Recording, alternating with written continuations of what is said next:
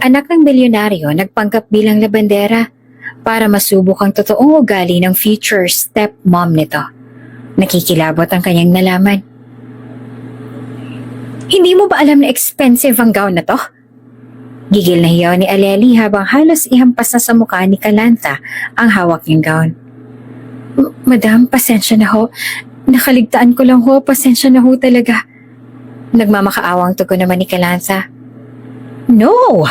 Sigaw pa ni Aleli at paulit-ulit pang hinampas ang kanyang hawak na dress kay Kalanta. Anong nakaligtaan? Napakamahal ng gown na to. Tapos sisirain mo lang?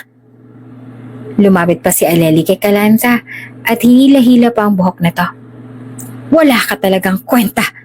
Iritableng dugtong pa ni Aleli at sasampalin na sana si Kalanta nang biglang may mariing humawak sa kanyang kamay upang pigilan ang pagdaplis nito sa pisngi ng kawawang dalaga. Don't you dare lay your hands on my daughter. Hiyaw ng lalaki.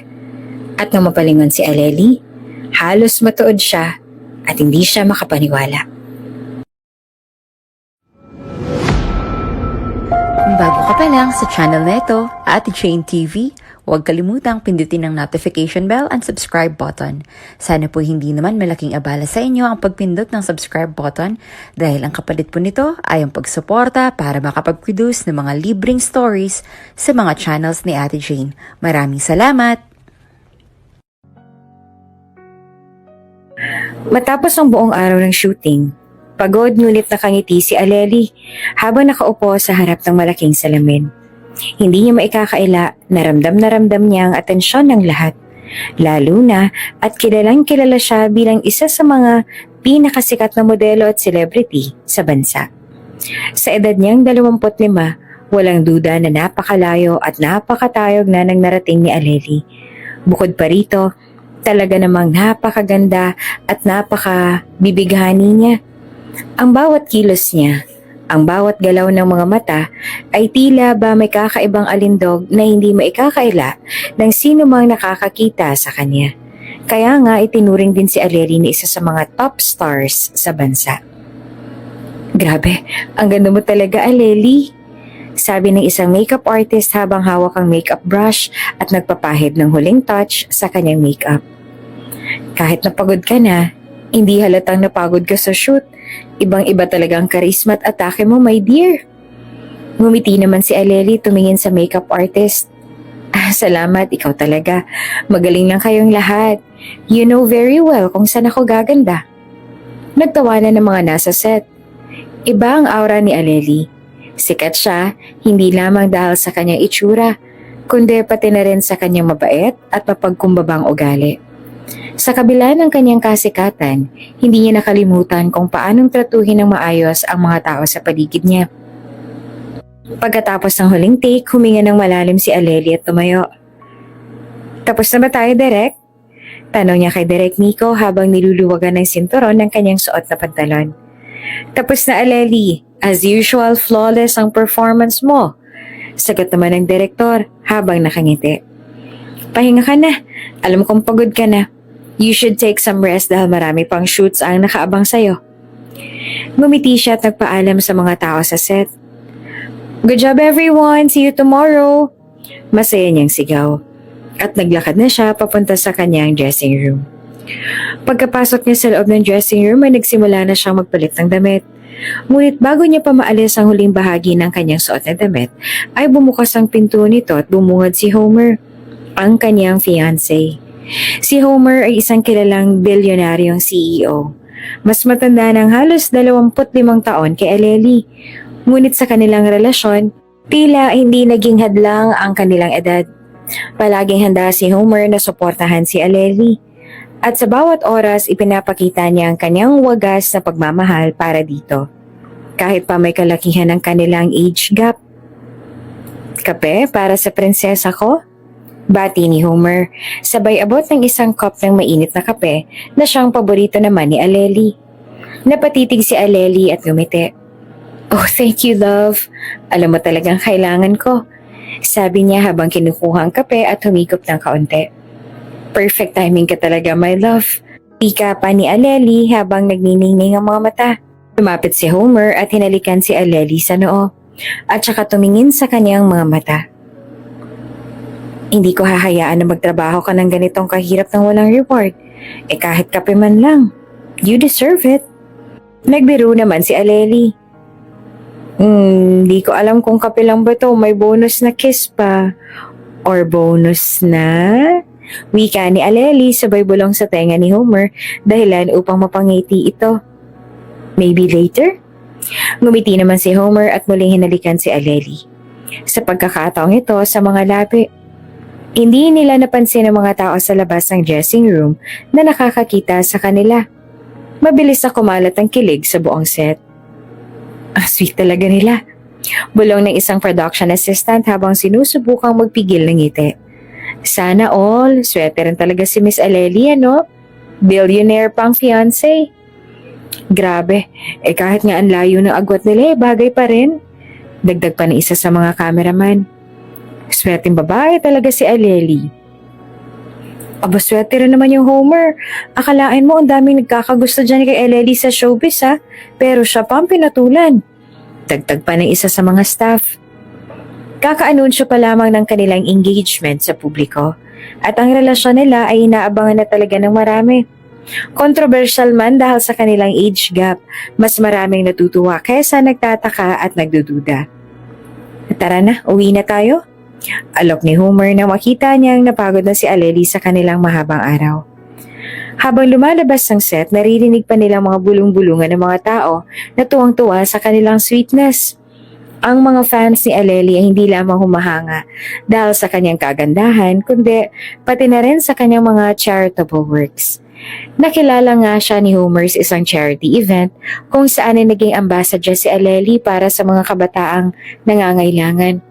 Ito ay ang isang event na si Homer mismo ang nag-sponsor. Doon nagsimula ang kanilang kwento ng pag-iibigan. Sa daan papunta sa kondo ni Aleli, tahimik silang magkahawak kamay sa loob ng sasakyan. Tahimik na pinagmasdan ni Homer si Aleli at hindi naman napigilan ng sarili. Alam mo bang proud na proud ako sa'yo, my love? Homer, masyado ka mabait. Masyado mong pinapabango ang tingin ko sa sarili ko. Biro pa ni Aleli habang nakatitig naman sa labas ng bintana. Pinagmamasta ng ilaw ng lungsod. Pero salamat, ikaw rin, isa ka sa mga inspirasyon ko. I am so glad that I will be your wife. Pagdating sa kondo ni Aleli, pumasok sila at naupo sa sofa. Matagal silang walang inikan. Ilaramdam ang kapayapaan nung gabing yon. Homer? Biglang sambit ni Aleli habang nakahiga sa balikat ng kanyang fiancé. Bakit hindi na lang tayo magsama sa iisang bahay? Total, ikakasal na rin naman tayo. Wala naman ng dahilan para maghiwalay pa tayo ng tirahan, di ba? Natigilan pa si Homer at tumingin kay Aleli, nagtataka. Anong ibig mo sabihin? Ayaw mo na ba rito sa kondo mo? Malapit ka sa studio. If we live together, mapapalayo ka pa. Ngumiti naman si Aleli at umupo ng maayos. Hinawakan ang mga kamay ni Homer. I don't care about the distance, Homer. Gusto ko na sa mansyon man na tumira. I mean, para makapractice ko na rin ng pagiging asawa mo. Mas mabuti na yung magkasama na tayo. Mas magkakakilala tayo ng bubuti. At ayaw mo ba na gabi-gabi na tayo magkakatabi sa isang kama? Malambing na wika naman ni Aleli. Pinag-isipan pa ni Homer ang sinabi ni Aleli. Alam niya namang mahal na mahal niya ito, pero may isang bagay na kailangan muna nilang harapin. Sigurado ka ba? Kung tutuusin, maayos naman tayo sa ganito eh. Hindi ka ba masyadong nagmamadali? Aren't we rushing into things? Are you sure that this is what you want? Oo naman. Gusto ko lang talagang makasama ka lagi. Lambing pa ni Aleli. At besides, hindi ba dapat nagpa-practice na ako maging asawa mo? Napangiti naman si Homer dahil sa sinabi ni Aleli. Halatang determined ang dalaga. Ngunit may isa pang bagay na naisip si Homer. Okay, Aleli, kung gusto mo, pwede. Pero may isang kondisyon ako. Sure, my love. Ano ba yon? Tanong ni Aleli habang umiti ng malandi at hinaplos ang braso ni Homer. Gusto ko munang makilala mo ang anak ko bago ka tumira sa mansyon ko. Dapat magkakilala kayo ng mabuti. Napatigil si Aleli. Nawala ang kanyang ngiti nang marinig ang tungkol sa anak ni Homer. Your daughter? Tanong niya. Sinubukan niyang itago ang pag-aalala sa kanyang boses. Yes, my daughter. Alam ko na matagal na tayo nag-uusap tungkol dito. At alam kong hindi pa kayo nagkikita ng personal. Pero mahalaga sa akin na magkakilala kayo. Ngumiti naman si Aleli at pilit na sumang-ayon. Oh, of course, gusto ko rin siyang makilala. I cannot wait to meet her. Ngunit sa loob-loob ni Aleli, nagdadalawang isip siya. Hindi niya nais makilala ang anak ni Homer mula sa unang asawa. Alam niyang malaking hadlang ito sa kanilang relasyon. Hindi siya handang harapin ang posibilidad na magkaroon ng komplikasyon dahil sa anak ni Homer. Ano nga ba magiging papel niya sa buhay ng isang pamilya na nabuo na bago pa man siya dumating? Excited ka na ba? Tanong ni Homer habang hinahaplos ang buhok ni Aleli. Oo, syempre. Sabay ngiti ni Aleli. Pero sa loob-loob niya, ibang-iba ang iniisip niya. Hindi ko siya kailangang makilala. Ito ang tumatakbo sa isip niya. Hindi siya papayag na may humadlang sa relasyon nilang dalawa ni Homer. Habang lumalalim ang gabi, magkayakap sila sa sofa. Magkahawak ang mga kamay. Si Homer ay masaya at panatag. Pero si Aleli, sa kabila ng kanyang lambing at matamis sa salita, ay para bang mayroong lihim na itinatago. Kailangan niyang manatiling bida sa puso ni Homer. Kahit sino pa ang kailangang iwasan o harapin. Sa isang tahimik na gabi sa loob ng kanyang apartment sa New York, si Calantha ay nakaupo sa harap ng kanyang laptop. Abala sa pagsusulat ng mga report para sa kanyang master's degree. Ilang taon na rin siyang namamalagi sa Amerika. Malayo sa kanyang ama at sa Pilipinas. Makalipas ang ilang oras ang paggawa ng trabaho ay nahiga siya sa kanyang kama at tumitig sa kisame. Isang araw na naman ang natapos sa kanyang abalang schedule sa paaralan. Ngunit hindi pa rin siya makatulog. Parang may bumabagabag sa kanya na hindi niya maipaliwanag. Bigla namang tumunog ang kanyang telepono. At nang tingnan niya ang screen, nakita niyang si Homer, ang kanyang ama, ang tumatawag. Napabuntong hininga siya bago sinagot ang tawag. Hello, Dad? Bati pa ni Calantha. Pilit na itinatago ang pagod sa kanyang boses. What's up? Tanong pa nito. Anak, kamusta ka na? Matagal na kitang hindi naririnig. Malambing na bati ni Homer sa kabilang linya. Is everything okay there in New York? Okay naman, Dad. Busy sa school at trabaho. Sagot naman ni Calantha. Habang itinatabi ang mga libro at papeles na nakakalat sa kanyang kama, alam niyang hindi naman madalas tumawag si Homer. Kaya alam niyang may mahalaga itong sasabihin. Alam kong busy ka, anak, pero may kailangan akong sabihin sa'yo. Patuloy pa ni Homer. May halong ka ba sa kanyang boses? Gusto ko sanang malaman mo ito mula sa akin bago mo marinig sa iba. Natigilan naman si Calantha. Hindi siya sigurado kung ano ang sasabihin ng kanyang ama pero ramdam niya ang bigat ng sasabihin nito. Ano yon, Dad? Tanong niya. Iniisip kung ano bang pwedeng mahalagang balita. What's the news? Magpapakasal na ako. Biglang sabi ni Homer. Napahinga naman ng malalim si Calantha at tila hindi agad makapaniwala. Hindi pa siya handa para sa ganitong balita. Alam niyang may mga bagay na nagbabago sa buhay ng kanyang ama. Pero hindi niya inakala na magiging ganito kalaki. Talaga, Dad? Sino siya? Tanong ni Calantha. Pilit itinatago ang kanyang kaba. Naramdaman niya ang mabilis sa tibok ng kanyang puso. Ngunit pilit niyang pinapakalma ang kanyang sarili. Si Aleli, sagot ni Homer, na may halang saya sa kanyang boses. Siguro kilala mo siya. Sikat siya na model at ambassadors ng ilang charities. Naging malapit kami sa isa't isa dahil sa mga proyekto namin para sa mga nangangailangan. She's a good woman, anak. Oo. Kilalang kilala ni Calantha ang pangalan ni Aleli. Sino ba naman ang hindi? Sa tuwing bubuksan niya ang social media o magbabasa ng balita, nandoon ang mukha ni Aleli na maganda, sikat at halos kaedad niya. Bagaman alam niyang kilala si Aleli bilang isang mabuting tao sa mata ng publiko, hindi niya naman maiwasang makaramdam ng kaba. Oh, si Aleli. Mahinang tugon ni Calantha.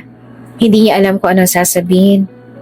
Yeah, I've seen her on social media, I think. Oh well, congrats, Dad. If she makes you happy, then magiging masaya na lang din ako para sa'yo. Salamat, anak. Sagot din ni Homer at halatang masaya na at na-appreciate ang suporta ng kanyang anak. Alam kong hindi ito madali, lalo na't malayo ka. Pero gusto ko sana magkita kayo ni Aleli bago kami magpakasal. Gusto ko magkasundo kayong dalawa. Napatitig si Calantha sa kisame. Iniisip kong paano ito sasabihin. Oh, sure, Dad. I'll see kung makakauwi ako just in time for your wedding. Hindi pa ako sigurado sa schedule ko pero I'll try my best, I promise. Salamat, anak. Sana talaga makauwi ka kasi miss na rin kita. Seryosong sabi naman ni Homer. Ramdam naman ni Calantha ang pangungulila ng kanyang ama. Ngunit alam niyang may malalim na puwang sa pagitan nila na hindi basta-basta mapupuna ng simpleng pagbabalik. Miss you too, Dad. Sagot naman ni Calantha. Pilit pang tinatago ang lungkot na nararamdaman. Matapos magpalitan ng kanilang mga kamustahan tungkol sa kanyang pag-aaral, tinapos na nila ang tawag. Nang mababa na ni Calantha ang telepono, nananatili siyang nakahiga. Nakatitig pa rin sa kisame. Pagkatapos ng tawag ni Homer, parang biglang bumigat ang pakiramdam ni Calantha. Hindi niya sukat maipaliwanag pero parang may kakaibang lungkot at inis na lumuo sa loob niya. Magpapakasal si Homer. Magiging asawa niya ang isang babaeng halos kaedad niya. Hindi siya sigurado kung paano ito dapat tanggapin. Matagal nang mayroong distansya sa pagitan ng mag-ama. Namatay ang ina ni Calantha noong siya'y bata pa at simula noon ay naging magulo na ang lahat. Si Homer abala palagi sa trabaho bilang CEO kaya naman iniwan at inihabilin siya sa lolo't lola na nasa Amerika. Nang mamatay sila, gusto na sanang sunduin ni Homer si Calantha pabalik sa Pilipinas pero tumanggi ang dalaga. Hindi niya alam pero mas pinili niyang manatili sa Amerika. Sa kabila ng lungkot ng pagkawala ng kanyang lolo't lola, siguro ay nasanay na rin siya sa pagiging mag-isa at magustuhan na nga ang buhay sa New York. Ngayon, bigla na lang magpapakasal si Homer. Halos hindi pa niya nakikita o nakakausap ng maayos sa mga nakaraang taon ng ama. Tapos bigla na lang yung ganitong balita. Ano kayang intensyon ni Aleli? Mukhang matalino naman siyang babae, maganda at maraming nag-a-admire sa kanya. Pero paano nga ba niya malalaman kung totoo ang intensyon niya sa kanyang ama? Napabuntong hininga si Calantha at kinuha ang laptop niya. Sinubukan niya mag-search tungkol kay Aleli. Sa unang pag-click niya pa lang, agad na lumabas ang maraming artikulo at letrato niya. Maganda nga siya. Talagang head-turner. Kilalang kilala rin siya sa mga charity works niya. Maraming nagsasabi na mabuti siyang tao at talagang may malasakit sa mga nangangailangan. Pero sa kabila ng mga positibong balita, may ilang artikulo ring hindi maganda ang sinasabi tungkol kay Aleli. At isa sa mga artikulong nakita ni Calantha ay may titulong, Is Aleli really in love with a billionaire Homer?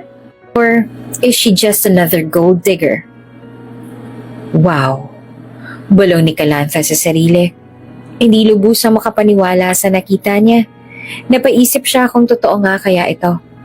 Bakit may mga tao pa rin nagdududa sa relasyon nila ng kanyang dad?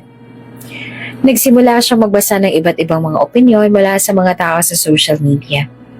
Marami naman nagtatanggol kay Aleli. Sinasabi nilang malinis ang kanyang intensyon at wala siyang pakialam sa pera ng bilyonaryong CEO. Pero hindi pa rin mapigilan ng iba na magduda, lalo na at malaki ang agwat ng edad nila. Napalunok si Calantha. Hindi niya alam kung ano bang dapat niyang maramdaman. Kailangan niya bang magtiwala kay Aleli dahil mahal siya ni Homer?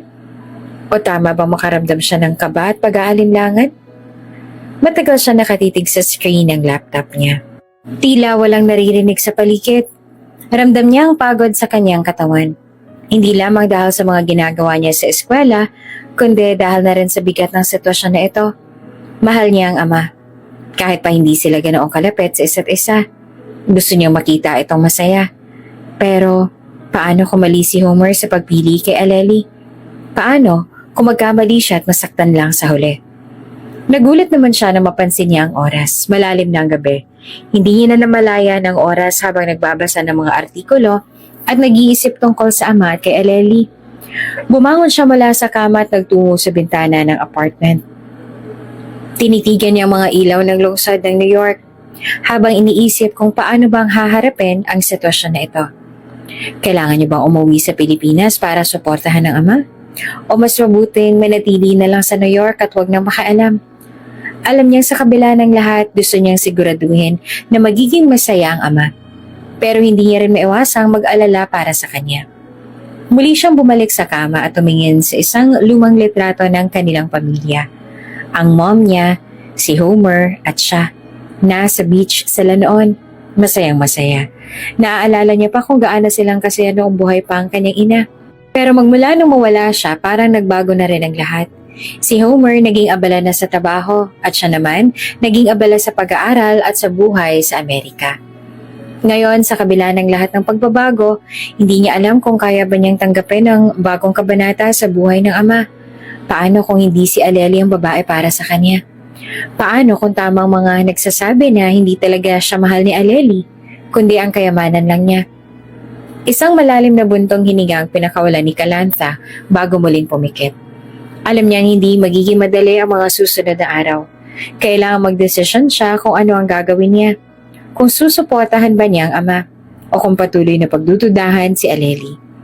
Alam niya na may isang bagay siyang kailangan gawin. Iyon ay ang umuwi ng Pilipinas at kilalanin si Aleli. Kailangan niyang alamin kung totoo ang pagmamahal niya kay Homer para sa kanya at para sa kanilang pamilya. Napabuntong hininga si Aleli at huminga. Sige dad, if this is what makes you happy, then go. Pero sana, tama yung nararamdaman ko tungkol kay Aleli. Sa wakas ay dumating na nga ang araw ng paglipat ni Aleli sa mansyon ni Homer. Sa pagdating ng kanyang sasakyan, sabik na nagtipon-tipon ng mga kasambahay at mga staff sa harapan ng malawak na pintuan ng mansyon. Alam nila na magkakaroon na sila ng bagong amo at excited silang lahat na makita si Aleli, ang sikat na model na naging usap-usapan ng bayan matapos i-anunsyong engagement nila ni Homer. Pagbaba ni Aleli mula sa kotse, hindi makakaila ang kanyang karisma. Suot ang isang simple pero eleganteng dress. Bumati siya sa mga staff na may ngiti sa kanyang labi. Good morning everyone! Masayang bati ni Aleli. Kumakaway pa habang papasok ng mansyon. Isa-isa siyang pinakilala ni Homer sa lahat ng empleyado. Ito ang magiging bagong kasamahan natin sa bahay, sabi ni Homer at halatang masaya at proud. Si Aleli, my fiancé and soon to be the lady of this house. Good morning po, Ma'am Aleli. Sabay-sabay na bati naman ng mga staff. Halatang paghanga sa mukha nila. Good morning din sa inyo. Ang saya ko na maging parte ng pamilya ninyo. Magiliw na sagot ni Aleli. Habang iniisa-isa niyang kinakamayan ng kasambahay, napakabait ng kanyang pakikitungo sa kanila kaya naman mas lalo natuwa ang mga empleyado. Ipinakita niya ang pagiging approachable at sweet na persona, tulad ng kanyang imahe sa publiko. Lalo pang natuwa si Homer. Mukhang magiging maayos na asawa si Aleli, naisip niya pa. Mabuti at agad siyang nagustuhan ng mga staff. Nang makapasok na sila sa loob, umupo sila sa sala para sa kaunting pahinga. Pansin naman ni Homer ang saya sa mga mukha ng kanyang mga empleyado kaya tinanong niya si Aleli. Okay ka ba rito, my love? Hindi ka ba naninibago? Nag-aalalang tanong ni Homer. Ngumiti naman si Aleli at tumawak sa braso ni Homer. Siyempre okay ako, my love. Ang mabait ng mga tao rito and I'm really excited to start living with you. Sagot niya pa. Sabay halik naman sa pisngi ni Homer. Magiging perpektong buhay natin dito. It feels like a dream. Maya-maya ay tumayo na si Aleli at sinabi, sige love, aayusin ko muna mga gamit ko ha para ready na ako for my interviews and shoots. Alam mo naman kahit busy sa buhay, kailangan pa rin ng trabaho. Wika ni Aleli sabay bigay ng matamis na halik kay Homer. Sumang-ayon naman si Homer. Halatang bilib sa kakayahan ni Aleli na i-balance ang trabaho at personal na buhay. Sa mga sumunod na araw, naging abala si Aleli sa kanyang mga proyekto. May mga araw na mismong sa mansyon isinasagawa ang mga interviews at photoshoots niya. Ang mga camera crew at stylists ay naglalakad sa loob ng mansyon na tila isang malaking set para sa glamorous na buhay ni Aleli. Makalipas ang ilang linggo, isang gabi, habang magkasama silang nagde-dinner sa mansyon, nagpaalam si Homer kay Aleli. Love, may kailangan akong puntahan sa Spain para sa isang mahalagang business meeting. Tatagal yun ng mga isang buwan? It's really an important deal. Agad namang sumimangot si Aleli. 1 month? Magkakahiwalay tayo ng ganong katagal? Homer, that's too long. Tumango naman si Homer. Yes, love. Alam ko mahirap, pero kailangan talaga eh. Alam mo naman ang trabaho ko. Kailangan ko tong asikasuhin. It's for the betterment of the business. Pero hindi ba ako pwedeng sumama? Tanong ni Aleli. Pilit na itinatago ang lungkot. Ayoko naman kasi magkalayo tayo ng ganong katagal. Malungkot yun, panigurado. Hinaplos ni Homer ang kamay ni Aleli. Alam kong mahirap, pero hindi pwede, mahal. Kailangan mo pa rin asikasuhin ang mga trabaho mo rito. Yung mga shoots at advertisement mo, pati na rin yung mga charities na pinamamahalaan mo. Kung aalis ka, madaming maiiwang responsibilidad. Are you sure you want that? Napabuntong hininga naman si Aleli. Ngunit hindi na nagpumilit. Okay, fine. Sagot niya na may kaunting tampo. Pero siguruhin mong tatawag ka araw-araw, ha? Ngumiti naman si Homer tumango. Of course, tatawag ako araw-araw. At habang wala ako, pwede mong simulan ang pagpaplano ng kasal natin. Bigla namang nagliwanag ang mukha ni Aleli. Oo nga pala, wedding planning. Sige, gagawin ko yan. Sagot naman niya. Tila nakalimutan na ang kalungkutan. Buti na lang may iwan akong gawain. At pagkatapos ng ilang araw, nagpaalam na si Homer para sa kanyang business trip sa Spain. Naiwan si Aleli sa mansyon. Ngunit sa kanyang isip, iyon ang perpektong pagkakataon para patunayan ang kanyang sarili bilang magiging asawa ng isang billionaire. Sa unang mga araw na wala si Homer, nananatiling maayos ang kilos ni Aleli. Patuloy ang kanyang pagtrato sa mga kasambahay na tila isa siyang perfect na amo. Ngunit habang tumatagal ang mga araw na wala si Homer, nagsimulang magbago ang kanyang ugali. Unti-unti nang lumalabas ang kanyang tunay na kulay. Isang araw matapos ang kanyang morning yoga session sa garden ng mansyon, tinawag ni Aleli ang isa sa mga bagong kasambahay. Hoy, ikaw! Tawag niya habang nakapamewang pa. Pakiayos mo nga yung mga damit ko sa laundry. Ang mahal ng mga yan eh. Baka masira mo pa. Agad namang lumapit ang labandera. Isang tahimik na babae na halatang bago pa lamang sa trabaho. Opo, ma'am. Sagot nito ng magalang kay Aleli. Nang suriin ni Aleli ang labandera mula ulo hanggang paa, tila hindi ito natuwa. Ang bagal mo. Inis niya pang sabi. Baka naman sirain mo palalo ang mga damit ko, tandaan mo. Mas mahal pa yung mga damit na yan kaysa sa sweldo mo. Tahimik lang ang labandera. Pero may bakas na pagkailang sa kanyang mukha. Hindi siya sumagot at kaagad na bumalik sa kanyang trabaho. Pero hindi alam ni Aleli na ang labandera ay walang iba kundi si Calantha, ang anak ni Homer. Hindi pa kasi nakikilala ni Aleli si Calantha dahil wala pa ito nang ipakilala ni Homer si Aleli sa mga kasambahay. At dahil galing si Calantha sa Amerika at hindi kilala ng ibang staff, hindi rin siya napansin ng mga empleyado. Tahimik lamang lumusot si Calantha sa mansyon bilang isang ordinaryong kasambahay. Walang sino mang nakakaalam ng kanyang tunay na pagkatao. Nang pumasok si Calantha sa loob ng mansyon, tahimik siyang sumunod sa mga utos ni Aleli. Ngunit habang naglalakad siya palayo, hindi niya naman maiwasang madismaya. Nakumpirma niya na ang hinala. Hindi ganoong kabait si Aleli kagaya ng pinapakita nito sa publiko at kay Homer. Sa isip niya, kailangan niyang mapakilala pa ng mas malalim si Aleli. Hindi bilang anak ni Homer, kundi bilang isang empleyado ng mansyon. Pagkatapos ng unang araw niya bilang labandera, nagtungo naman si Calantha sa kanyang kwarto sa itaas na itinago ni Homer para sa kanya bago pa ito umalis. Pero hindi siya nananatili roon dahil baka magtaka pa ang iba at mabuking siya. Bagkos ay bumalik siya sa maid's quarters. Doon iniisip niya ang mga nangyari. Akala ko ba mabait siya? Tanaw ni Kalanta sa sarili. Pero parang bakit ang sungit niya? Lalo na sa mga staff. Hindi ko alam kung nagkukunwari lang ba siya, talagang ganito na siya. Huminga siya ng malalim. Alam niyang hindi magiging madali ang pagsubok na ito.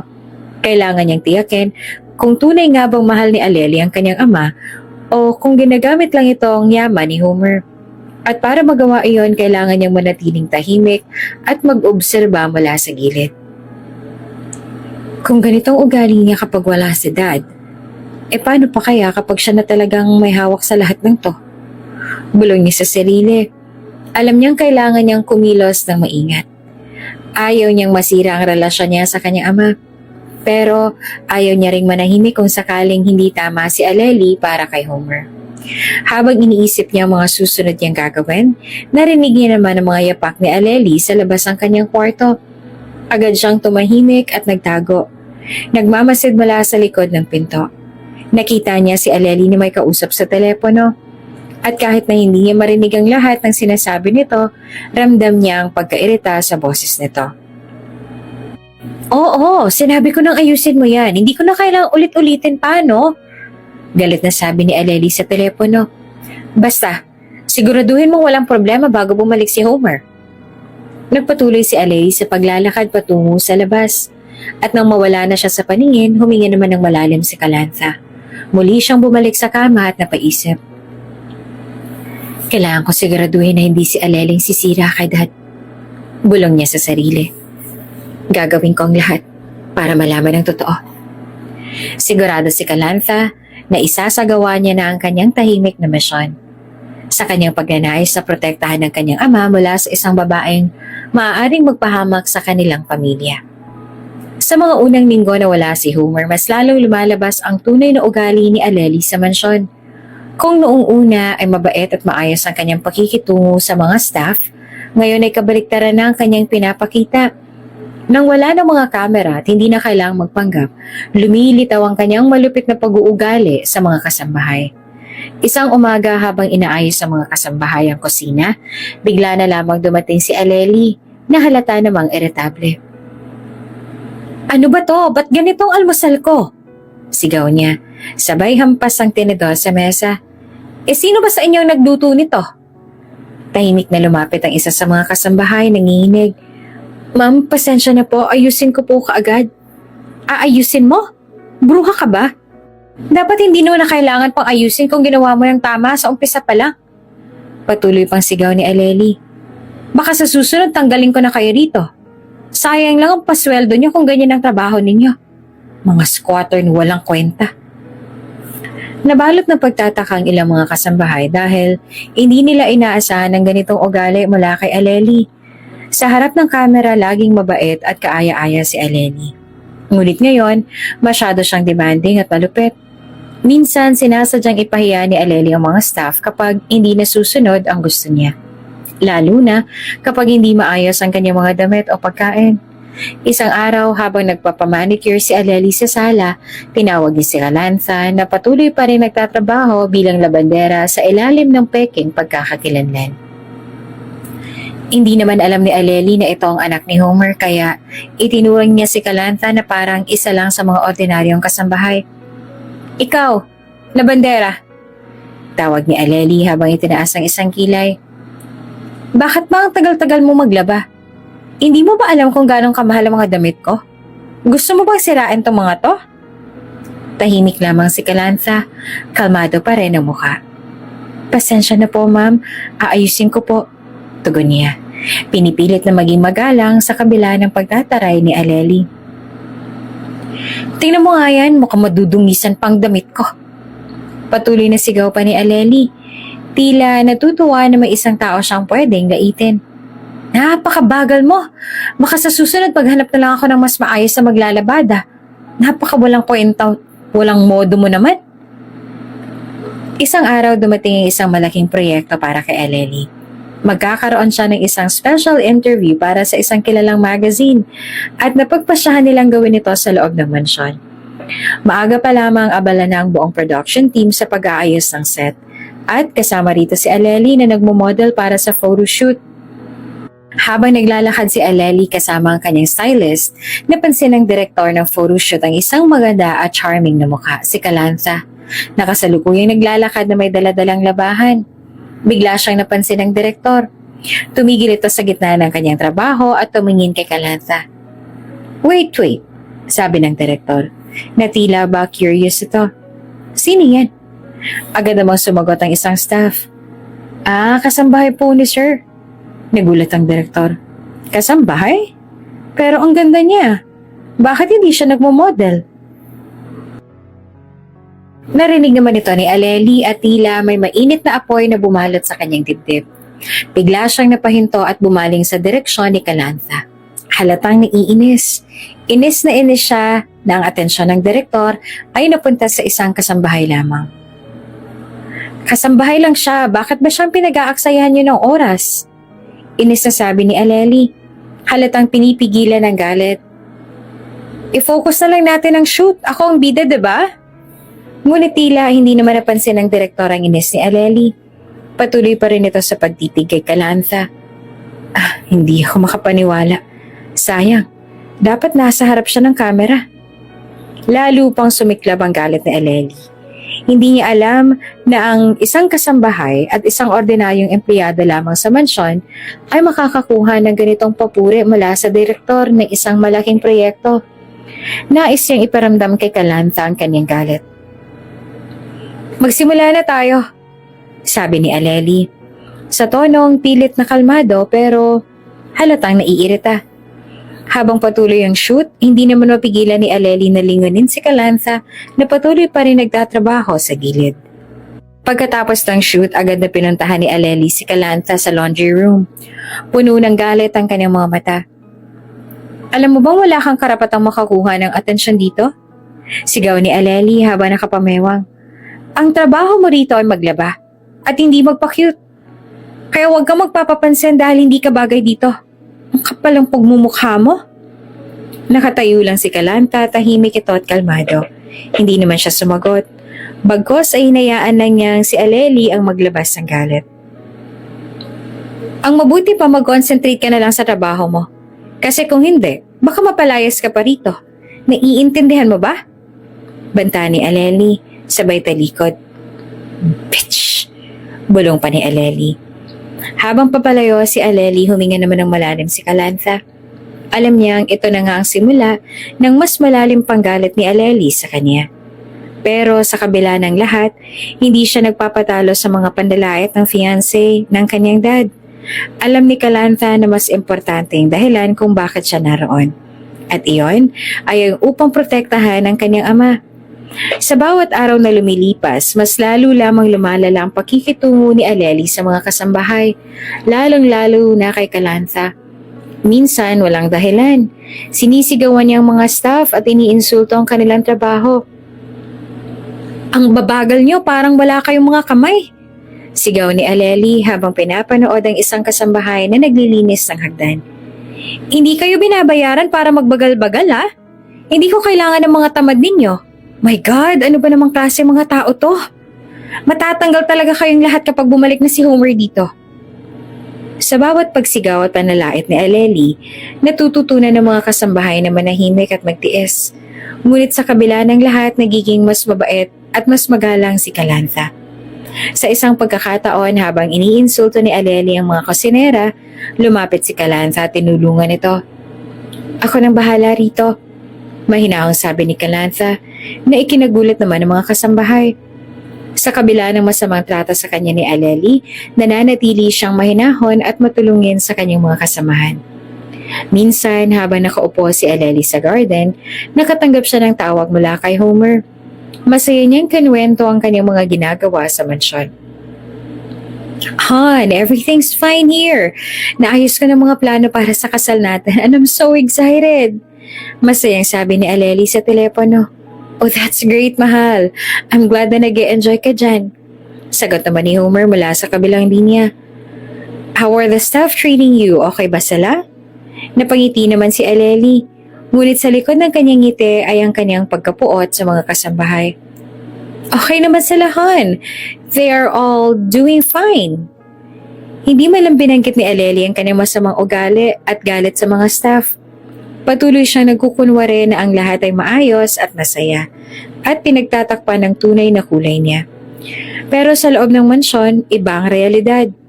Unti-unti nang natutuklasan ni Calantha ang tunay na pagkatao ni Aleli. Sa bawat araw na lumilipas, mas lalo niyang nararamdaman na hindi tunay ang pagmamahal ni Aleli kay Homer at maaaring isa lamang itong palabas upang makuha ang kayamanan ng kanyang ama. Sa kabila ng lahat ng ito, nananatili namang kalmado at tahimik si Calantha. Nagmamasid mula sa gilid, handang protektahan ang kanyang pamilya sa anumang masamang plano ni Aleli. Sa paglipas ng mga araw, tila hindi na maiwasan ang pang-araw-araw na pangmamaltrato ni Aleli sa mga kasambahay. Kabilang na doon si Calantha. Hindi na bago para sa mga staff ang magalit siya, pero lalo pang lumala ang kanyang pag-uugali sa bawat araw. Hindi naman maikakakaila na sa kabila ng lahat, may isa na tumatayong success sa bawat pangyayari. Si Marco, ang hardinero ng mansyon. Si Marco ay isang simpleng lalaki na nagsisilbing hardinero sa mansyon. Siya ay masipag at palaging nakangiti. Kahit na ang trabaho niya ay mahirap at madalas ay pisikal. Isa sa mga araw na yon, habang abala siya sa pag-aalaga ng mga halaman, narinig niya ang malakas na sigaw mula sa loob ng mansyon. Ang boses iyon ni Aleli na puno ng galit, umaalingaw-ngaw sa bawat sulok ng bahay. Habang nagbubungkal ng lupa si Marco, napansin niya naman si Calantha ang pinagsasalitaan ni Aleli. Mula sa kanyang posisyon, kitang-kita niya ang galit sa mukha ni Aleli habang sinisigawan si Calantha. Sabihin mo nga sa akin kung bakit hindi mo kayang ayusin ang mga labahan na yan? Puro na lang pagkakamali ng ginagawa mo. Sigaw ni Aleli, na tila baga hindi nasisiyahan sa trabaho ni Calantha. Pasensya na po ma'am, sisikapin ko pong maging mas maayos. Sagot naman ni Calantha. Napilit pa rin kinokontrol ang kanyang emosyon. Nakita naman ni Marco ang lahat mula sa kanyang lugar sa hardin at nakaramdam siya ng pagkabahala. Ang totoo, hindi na bago sa kanya ang ganoong eksena dahil madalas yan namang napapanood ang masamang ugali ni Aleli sa mga kasambahay. Kaya naman nang makita niyang halos hindi na makaya ni Calantha ang stress, lumapit siya sa kanya pagkatapos ng pag-aaway. Hi Calantha, kailangan mo ba ng tulong? Malumanay na bati ni Marco habang lumalapit sa kanya. Dala ang isang basket ng mga gulay na kinokolekta niya mula sa hardin. Nagulat naman si Calantha sa hindi inaasahang paglapit ni Marco. Oh, Marco! Hello! Pasensya na, mukhang naabala ka pa. Nakangiti naman si Marco. Naku, walang anuman. Nakita ko kasi na kinaladkad ka ni Miss Aleli kanina. Hindi mo naman kasalanan kung ganyan siya eh. Alam ko naman na hindi madaling makisama sa kanya. Salamat sa pag-aalala mo, Marco sabi ni Calantha. Napansin niya namang tila may magaan na pakiramdam sa presensya ni Marco. Minsan naiisip ko kung bakit kailangan pang magtrabaho sa isang lugar kung saan palaging may masamang sisigaw. Pero alam mo na, kailangan magtiis eh. Ano ka ba? Hindi mo naman kasalanan yun. Ganyan talaga siya, pero huwag ka mag-alala. Mabait naman ang puso mo. I'm sure, makakahanap ka pa ng mas magandang pagkakataon. Sabi ni Marco habang tinutulungan si Calantha na ayusin ang mga mabibigat na kortina. Sa kanilang pagkikita, naging komportable si Calantha kay Marco. Sa kabila ng kahirapan ng buhay ni Marco, may likas siyang kabutihan na nahulog sa puso ni Calantha.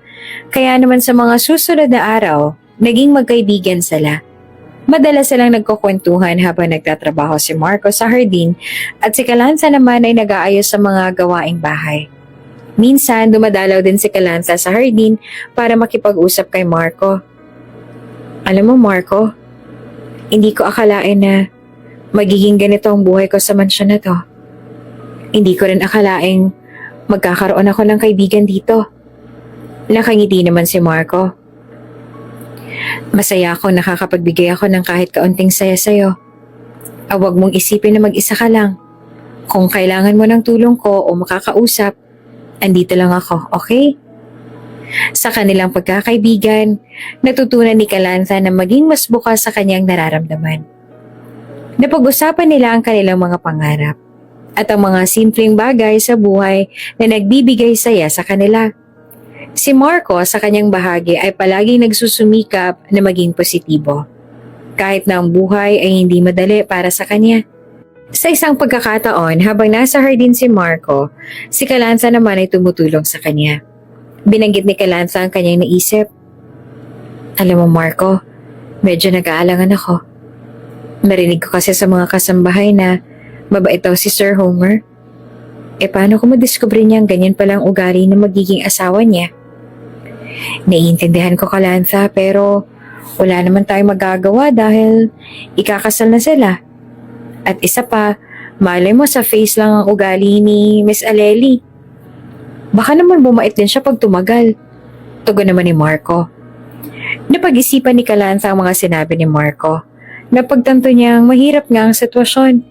Kaya naman mas pinili niya magpatuloy sa pagkakaroon ng maayos na relasyon sa mga kasambahay at sa kanyang bagong kaibigan. Kahit na hindi niya palubos na maipakita ang kanyang nararamdaman at disposisyon sa mga ito. Habang patuloy ang kanilang pagkakaibigan, lalo pang lumalim ang pagtitiwala ni Kalanza kay Marco.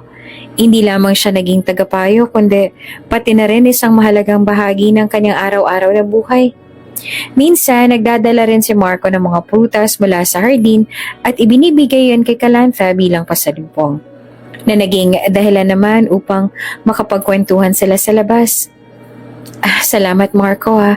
Favorite ko pa naman ang mga prutas na to. Talaga natutuwa ako na may kaibigan ako dito. Sabi ni Kalanza habang tinatanggap ang mga prutas na bigay ng binata sa kanya. Masaya ako makatulong. At saka makakahanap ka rin ng paraan para mapabuti ang sitwasyon mo. Ang mga pagsubok ay bahagi ng buhay. Sabi nga sa'yo pasasaan ba't makukuha mo rin ang timpla ni Miss Aleli? Sagot ni Marco na may ngiti sa kanyang mga labi. Sa kanilang pagbuo ng pagkakaibigan, natutuhan ni Kalanza na hindi lahat ng bagay sa buhay ay tungkol sa material na bagay o sa pagiging maganda sa panlabas. Ang tunay na halaga ng pagkakaroon ng kaibigan ay ang kanilang malasakit at ang kakayahang makinig sa iyong mga hinaing, kahit sa pinakamasalimuot na oras. Dahil sa patuloy na pag-aalala ni Kalanza sa tunay na pagkatao ni Aleli, nagsimula siyang mag-imbestiga ng masusing-masusi. Napagtanto niya na hindi sapat ang mga simpleng obserbasyon lamang at kailangan niyang tiyakin ang lahat ng impormasyon bago magpasya sa susunod na hakbang. Sa kanyang mga pag-uusap kay Marco at sa kanyang sariling pagmamasid, natutunan niyang higit pang maging obserbahan at maging mapanuri.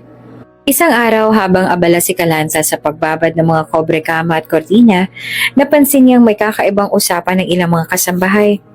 Nakarinig siya ng mga peraso ng mga salita na hindi niya agad naintindihan. Ngunit mukhang may kinalaman ito sa buhay ni Aleli. Nang makausap siya ni Marco, nagsabi siya ng narinig. Marco, napansin ko kanina na may mga kasambahay na parang nag-uusap tungkol kay Aleli. Parang may nalaman silang hindi ko alam. Talaga? Anong sabi nila? Tanong ni Marco na nag-aalala para kay Kalanza. Nako, baka mamaya pag-initan ka na naman ni Miss Aleli kapag nalaman niyang inoobserbahan mo siya. Hindi ako sigurado pero parang may lalaki na konektado kay Aleli. May nabanggit sila tungkol sa direktor ng photoshoot niya raw. Siya raw lalaki na kasama ni Aleli. Hindi ba engaged na sila ni Sir Homer? Nag-isip pa si Marco. Yun siguro ang dahilan kung bakit hindi mo nasasabi sa ibang tao, ano?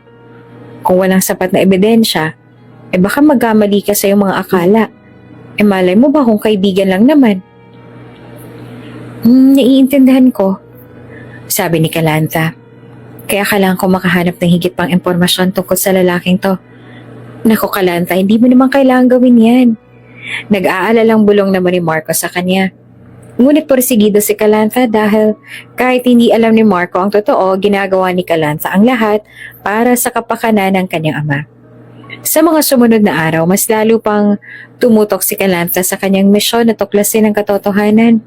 Nang magkataon, nakatanggap siya ng balita mula sa isang kaibigan ng kaibigan na may impormasyon tungkol sa buhay ni Aleli. Tumawag siya ng appointment upang makipagkita sa isang tao na maaaring may alam sa tunay na pagkatao ng kanyang magiging stepmother. Pagdating sa isang maliit na cafe sa labas ng bayan, nakita si Calantha at ang kanyang kausap na si Leia. Isang dating empleyado ng charity kung saan ambassadress naman si Aleli. Salamat sa pagdating, Leia. Kailangan ko talaga ng impormasyon tungkol kay Aleli, sabi ni Calantha habang nakaupo. Of course. Sabi nila hindi raw siyang pagkakakilala mo, sagot ni Leia habang nagtitimpla ng kape. Alam mo ba na ang direktor ng mga photoshoot ni Aleli ay isang lalaki na matagal nang may relasyon sa kanya? Kaya nga nagtataka kami kasi alam namin engaged na siya kay Sir Homer. Nagulat naman si Calantha. Ha? Anong ibig mo sabihin? Ang direktor na yon, si Ethan. Matagal na silang may relasyon. At ang totoo, hindi lang sa photoshoot sila nagkikita. May mga pagkakataon na umuwi siya sa mansyon para makipagkita sa kanya. Sinasabi pa nga ng mga tao sa set na may pagkakaugnayan sila sa negosyo at sa personal na buhay. Luminaw na sa isip ni Calantha ang koneksyon sa pagitan ni Aleli at ni Ethan. Marahil kaya gano'n na lamang ang galit ni Aleli sa kanya nang mapansin ni Ethan ang kagandahan niya. So they're in a relationship? Nang matapos ang kanilang pag-uusap, nagpasya si Calantha na kailangan niya munang malaman pang iba pang detalye patungkol kay Ethan. Sa kanyang pag-uwi, nagpasya siyang magsaliksik pa tungkol sa lalaki. Kumuha siya ng ilang impormasyon mula sa mga online na ulat at mga dating artikulo tungkol kay Ethan. Napagtanto niyang siya pala ang isa sa mga direktor ng kilalang kumpanya ng advertising na may malalim na koneksyon sa mundo ng showbiz. Minsan sa isang linggo, nagkaroon ng pagkakataon si Calantha na dumaan sa isang office na malapit sa lokasyon ng photoshoot ni Aleli. Ang office na ito ay pag-aari ng kumpanya ni Ethan. Nang makapasok siya ay nagtanong-tanong siya sa paligid. Umaasang makakakuha siya ng higit pang impormasyon. Excuse me, maaari magtanong? Andito ba si Ethan ngayon? Tanong ni Calantha sa receptionist. Si Mr. Ethan? Oo, narito siya. May appointment po ba kayo? Tanong naman ng receptionist. Ay wala po, gusto ko lang po sanang makipagkita sa kanya kung maaari. I just have some questions, sabi ni Calantha na nagkukunwaring may negosyo sa kumpanya.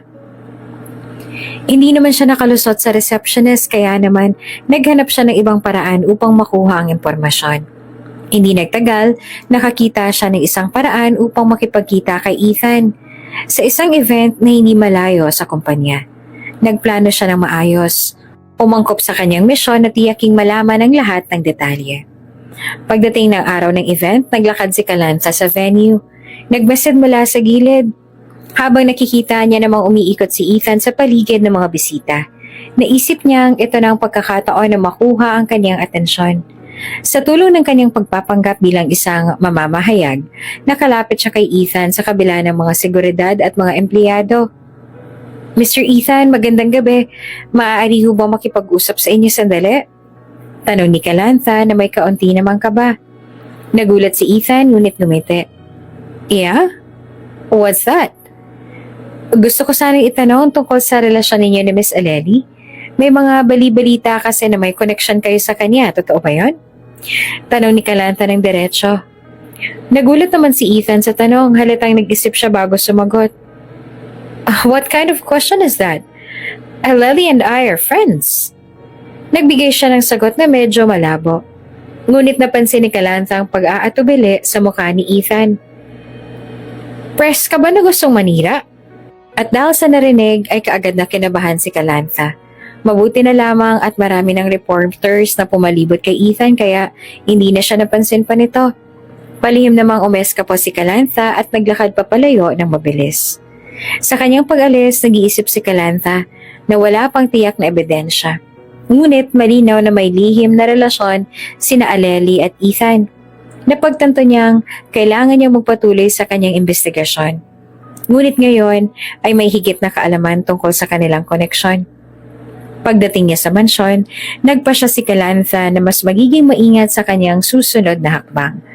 Ang mga detalye na kanyang nakuha ay tila hindi pa sapat para sa isang matibay na ebidensya, kaya naman kailangan niyang magsagawa pa ng higit pang hakbang upang tiyakin ang lahat. Sa kanyang mga naiisip at plano, nananatiling tahimik si Calantha habang patuloy niyang sinusubukan na tuklasin ang bawat aspeto ng buhay ni Aleli.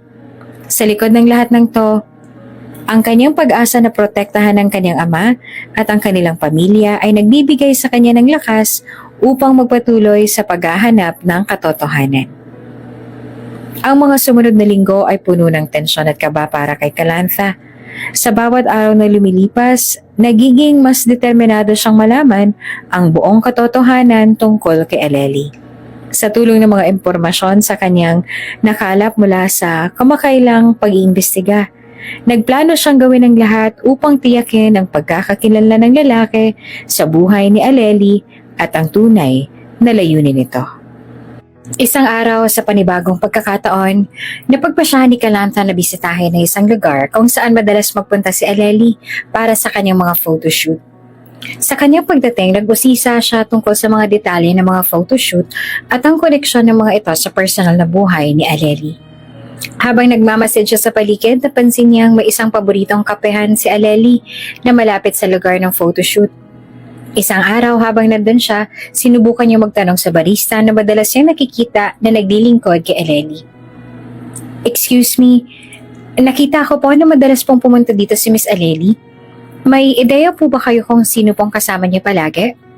Tanong ni Calantha. Nagkukunwaring interesado sa mga paborito ni Aleli. "Idol na idol ko kasi siya eh." "Nako, oo. Palaging may kasamang isang lalaki si Aleli. Hindi ko rin sigurado kung sino siya pero madalas silang magkasama." Sagot ng barista habang nagsisilbi ng kape. "Pero friend lang naman siguro yun ni Aleli. Engaged na siya, di ba?" Nagbigay ito ng isang maliit na clue para kay Calantha. Tumungo siya sa kanyang cellphone at nagsimulang magsaliksik sa mga impormasyon tungkol sa posibleng lalaki na iyon. Binigay ni Leia, ang dating empleyado ni Aleli, ang pangalan ni Ethan, ang direktor ng mga photoshoot niya. Nagkaroon si Calantha ng pagkakataon na makipagkita kay Leia muli upang hilingin ang higit pang detalye tungkol kay Ethan at sa kanyang koneksyon kay Aleli. Nang magkita sila sa isang taguang na lugar, nagkaroon sila ng seryosong pag-uusap. "Leia, napansin ko na malapit ang koneksyon ni Aleli kay Ethan. Ano pang alam mo tungkol sa kanya?" Tanong ni Calantha. "Hindi ko alam ang lahat pero narinig ko mula sa ibang tao na may mga pinagtatakang transaksyon si Ethan na maaaring may kinalaman sa pera ni Aleli," sabi ni Leia. Sinasabi ng iba na may ipinapadala siyang pera sa isang lugar at ang mga dokumentong yun ay maaaring may koneksyon sa mga transaksyon ng kumpanya. Nagtaka si Calantha at nagpasya na i-verify ang impormasyon. Tumungo siya sa isang ahensya ng pagkontrol sa negosyo upang suriin ang anumang mga record na may kinalaman sa kumpanya ni Ethan. Habang patuloy na nag-iimbestiga, isang araw nakatanggap si Calantha ng isang hindi inaasahang tawag mula kay Alea. Ang tawag na iyon ay nagsabi sa kanya na merong mga dokumento na nagpapakita ng malalaking transaksyon ng pera sa mga nakaraang buwan. Kinuha ni Calantha ang mga papeles at nagtrabaho ng pailalim upang suruin ang mga dokumento. Nakita niya ang mga transaksyon ay lumalabas sa pangalan ni Aleli at ang mga perang pinapadala ay lumalabas sa isang offshore account na may koneksyon sa negosyo ni Ethan. Tila may mga dokumento na nagpapakita na ang pera ay ginagamit sa hindi maipaliwanag na paraan. Habang tinitingnan ng mga dokumento, napansin naman ni Calantha ang ilang mga detalye na nagpapakita ng malalim na koneksyon sa mga account ng kumpanya at personal na buhay ni Aleli. Tila may mga pinagtatakang transaksyon na nagbigay sa kanya ng mas malalim na pag-aalala. Sa panghuling yugto ng kanyang investigasyon, nagplano si Calantha na i-reveal ang lahat sa kanyang ama. Ngunit bago siya makagawa ng anumang hakbang, nalaman niyang nagkaroon ng pagkakataon na makita ang tunay na intensyon ni Aleli at Ethan sa isang hindi inaasahang pagkakataon. Isang gabi, habang tahimik na nagtutupi ng mga labada si Calantha, ay napansin niya si Aleli na kausap si Ethan sa telepono sa loob ng kanilang mansyon. Nakinig siya mula sa isang pinto at nadinig ang kanilang pag-uusap. "Ethan, kailangan nating mas mapabilis ang pagpapadala ng pera. Ang lahat ay tumatakbo na mas mabagal kaysa sa inaasahan ko," sabi pa ni Aleli sa telepono. "Baka mahuli pa tayo ni Homer." "Alam mo, Aleli, kailangan mong gawin ang lahat ng iyong makakaya. Ang plano natin ay dapat matupad sa oras. May mga plano tayong kailangang tuparin. Bago pa man makabalik si Homer, dapat wala ka na sa mansyon na yan. Sagot pa ni Ethan. Nagising ang pagdududa sa isipan ni Kalantha. Napagtanto niya na may plano nga talaga sina Aleli at Ethan na maaaring magdulot ng malaking pinsala kay Homer. Nagmadali siyang ayusin ang pagtutupi at nagsimulang maganda ng mga dokumento at ebidensya na kanyang nakuha. Sa paglipas ng mga araw para bang lumalala ang kondisyon ni Kalantha dahil sa sobrang dami ng trabaho na ipinataw sa kanya ni Aleli. Hindi lamang sa physical na aspeto ang pag-aatake, kundi pati na rin sa emosyonal na bahagi. Ang mga utos ni Aleli ay palaging mabigat ang tono at puno ng hindi makatwirang hinihingi. Kadalasan nasa likod ng bawat utos sa isang piraso ng pangungutya na tila hindi nakikita ng iba. Isang umaga, nagising si Kalantha na nahihirapan sa sakit ng katawan. Ang kanyang pagkabahala sa kanyang kalagayan ay hindi siya natakot. Ngunit napagtanto niyang kailangan niyang humingi ng tulong. Sa kabila ng kanyang pagkakaalam na hindi ito maiiwasan, hindi siya magpapakita ng kahinaan sa kanyang mga kasama sa mansyon.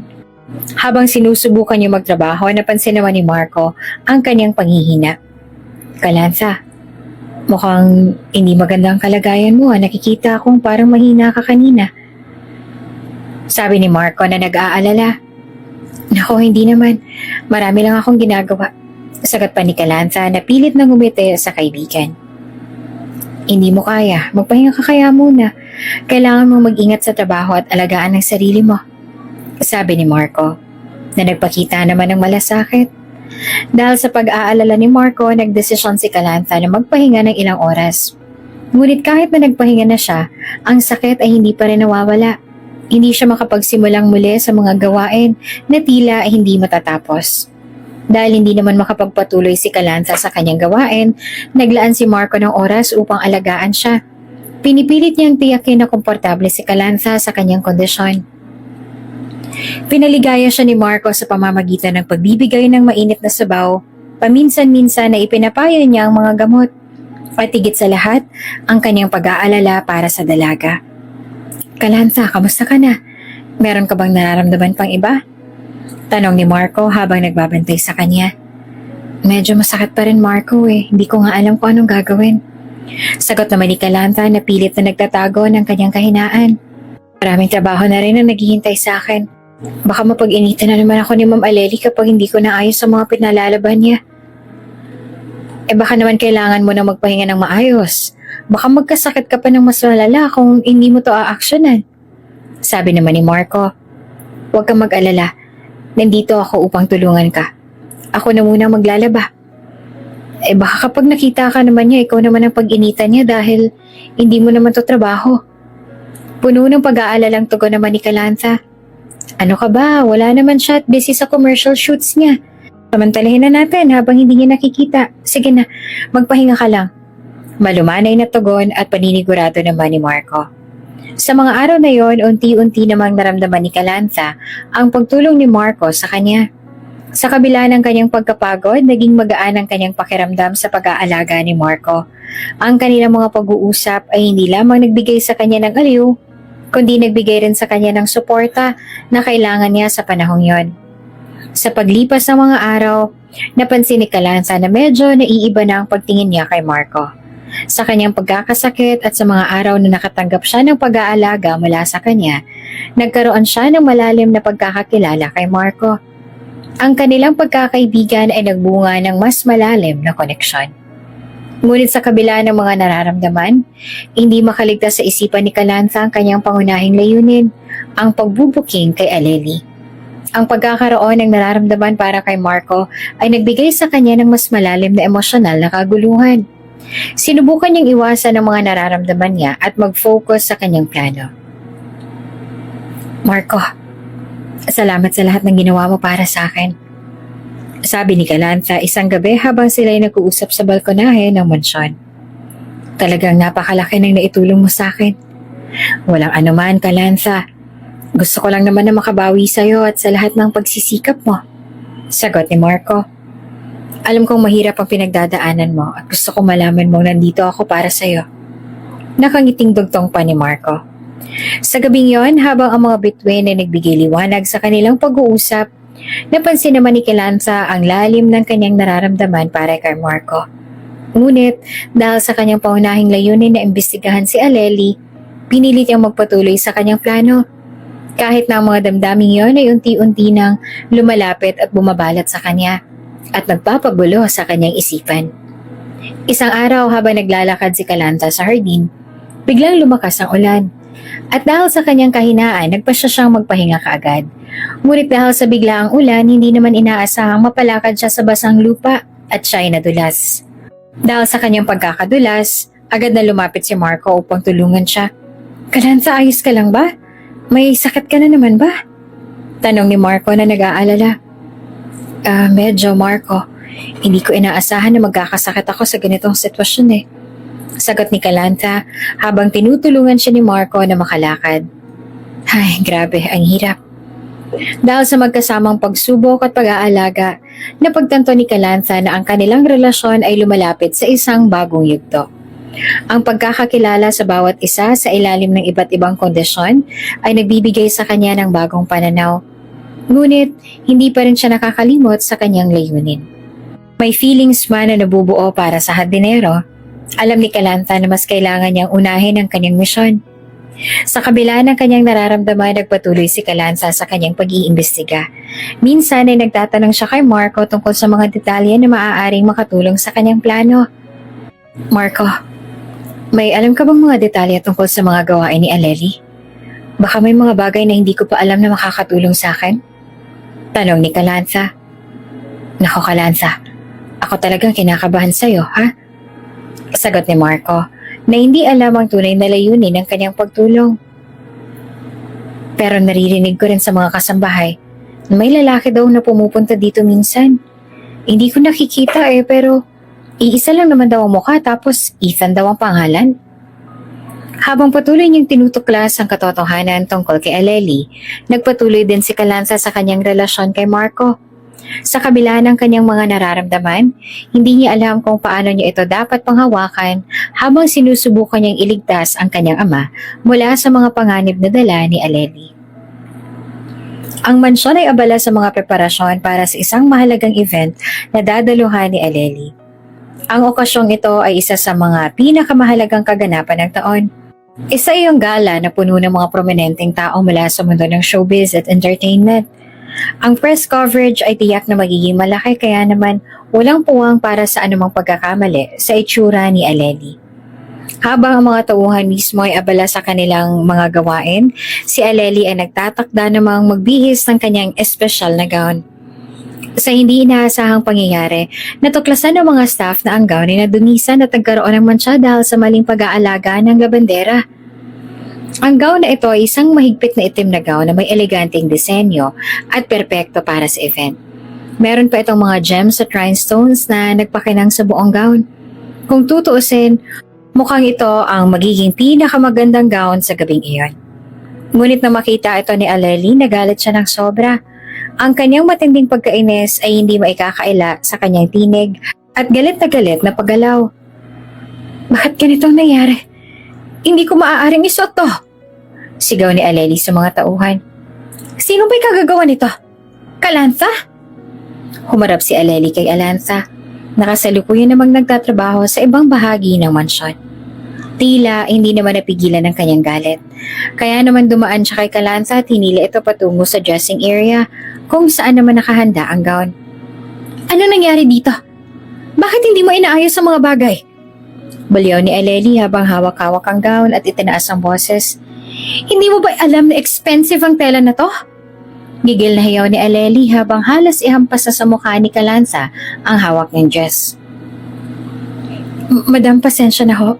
Nakaligtaan ko lang ho. Pasensya na." Nagmamakaawang tugon pa ni Kelanza. "No!" Sigaw ni Aleli at paulit-ulit pang hinampas ang kanyang hawak na gown kay Kelanza. "Anong nakaligtaan? Napakamahal ng gown na to tapos sisirain mo lang?" Lumapit pa si Aleli kay Kelanza at hinila-hila pa ang buhok nito. "Wala ka talagang kwenta." Iritableng tugtong pa ni Aleli at sasampalin na si Kelanza nang biglang may mariing humawak sa kanyang kamay upang pigilan ang pagdaplis nito sa pisngi ng kawawang dalaga. Nag-sorry na po ako, Miss Aleli. Hindi ko po alam na magkakaroon ng problema sa gown. Gagawin ko po ang lahat para maayos ito. Pasensya na po talaga. Sagot ni Kalantha na sinusubukang panatilihin ang kanyang pagkakalma. Ngunit tila hindi naman interesado si Aleli sa mga paliwanag. Ang kanyang galit ay lumalabas na sa kanyang pangangatawan at tila gusto niyang magdulot ng mas malaking pahirap kay Kalantha. Sa gitna ng kaguluhan, bigla namang pumasok si Homer sa mansyon mula sa kanyang paglalakbay. Ang kanyang mga mata ay agad na lumapat sa eksena kung saan si Aleli ay nakipagtalo kay Kalantha. Mabilis na lumapit siya sa kanila at sa kanyang mukha ay makikita ang halong gulat at galit. Wala kang kwenta!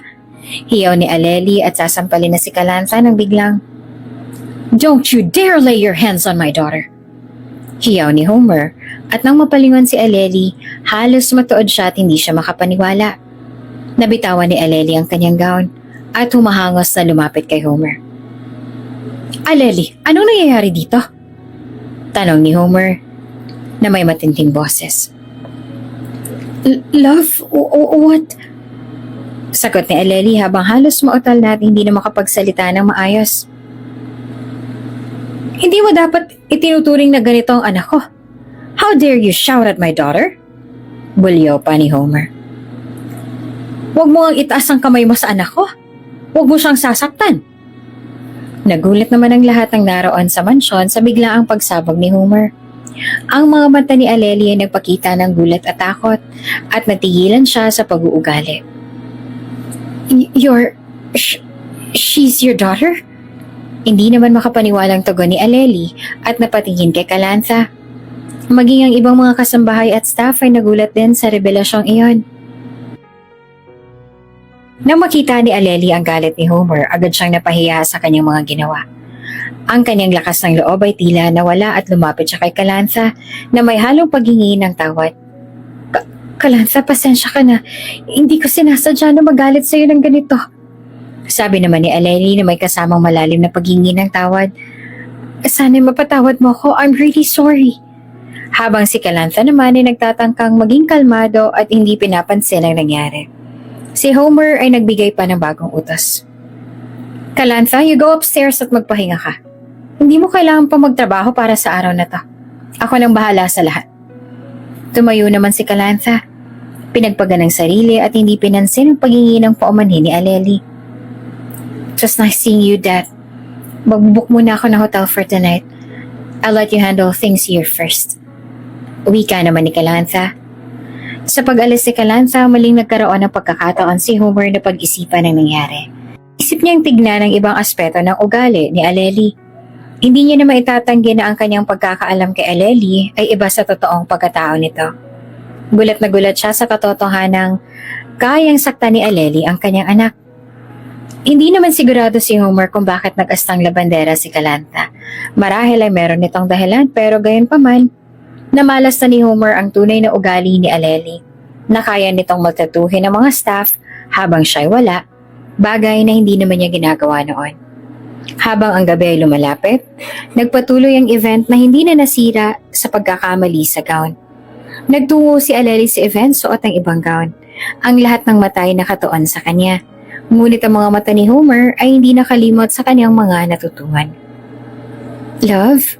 Pagtawag pa ni Aleli kay Homer pero iba na ang templa ni Homer. Nang matapos ang event, hindi pa rin pinapansin ni Homer si Aleli. Sa halip ay nagmadali siyang tumungo sa kanyang opisina kung saan siya ay nag-isip ng mga hakbang upang magpasya sa kung anong susunod na maaaring gawin. Sa kanyang isipan, iniisip niya kung paano niyang mapapabuti ang relasyon ni Kalantha at kung paano niyang mabibigyan ng hustisya ang lahat ng nasaktan. Baka naman out of context lamang ang kanyang mga nakita. Marahil ay wala talaga sa mood si Aleli at bigla na lang naging ganoon. Habang ang mga bituin ay kumikislap sa gabi, nagpasya naman si Homer na kailangan niyang makipag-usap ng masinsinan kay Aleli tungkol sa kanyang pag-uugali at ang epekto nito sa kanilang relasyon. Lalo na sa magiging relasyon nilang dalawa ni Kalantha.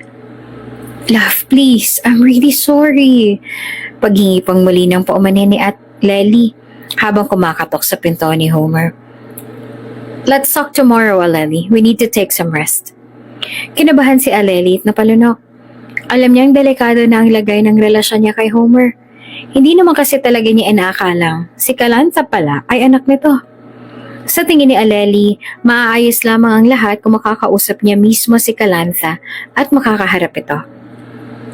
Kailangan niyang humingi ng tawad mismo sa dalaga upang maging maayos ang lahat. Nagdesisyon naman si Alelima ng mga oras na yon na bukas din ay kakausapin niya si Calantha.